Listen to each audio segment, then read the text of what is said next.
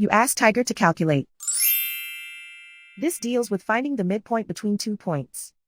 The midpoint between the 2 points is -61, -81. Let's solve it step by step. Plot the 2 points and calculate the midpoint using the formula.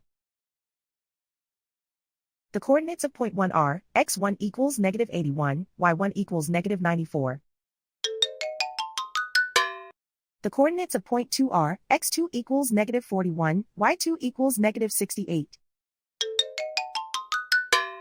PM represents the midpoint of the 2 points.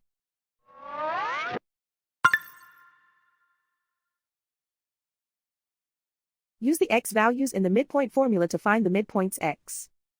x1 equals -81. x2 equals -41. Simplify the arithmetic.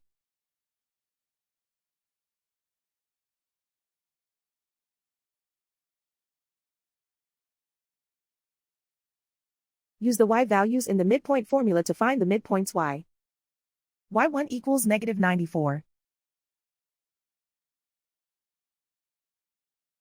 y2 equals -68. Simplify the arithmetic.